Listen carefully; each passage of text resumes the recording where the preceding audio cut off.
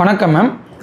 இந்த தமிழ் வருடம் ரிஷபராசி நேயர்களுக்கு திருமண நிலை எப்படி மேம் இருக்கு? ரிஷபராசி அன்பர்களுக்கு பார்த்தீங்கன்னா இந்த வருஷம் காதல் திருமணத்துக்கு அதிகமான ஒரு வரவேற்பு இருக்குதுன்னு சொல்லலாம். அதாவது காதலித்து வீட்டில் போய் சொல்லி அவங்களுடைய அம்மா அப்பாவுடைய சப்போர்ட்டோடையே திருமணம் நடத்தக்கூடிய அமைப்பு இருக்குது. அடுத்தது பார்த்துக்கிட்டோம் அப்படின்னா அரேஞ்ச்டு மேரேஜில் நம்ம ஜாதகம் பார்த்து பொண்ணு பார்த்து கிட்டத்தட்ட ஒரு நல்ல ஒரு சூழலுக்கு வந்திருக்கும். இந்த பொண்ணையவே மேரேஜ் பண்ணிக்கலாம், இந்த பையனையவே மேரேஜ் பண்ணிக்கலாம் அப்படிங்கிற அளவுக்கு முடிவு பண்ணி வச்சுருப்பாங்க. ஆனால் அந்த மேரேஜ் அதோட அந்த விஷயம் ஸ்டாப் ஆகி நின்றுட்டு இருக்கும். திருப்பி அதே ஜாதகமே, அதே பெண்ணுடைய ஜாதகமே, அதே ஆணுடைய ஜாதகமே அதே மேரேஜ் அளவு கொண்டுட்டு போகிறதுக்கு அதிகமான வாய்ப்புகள் இருக்குது.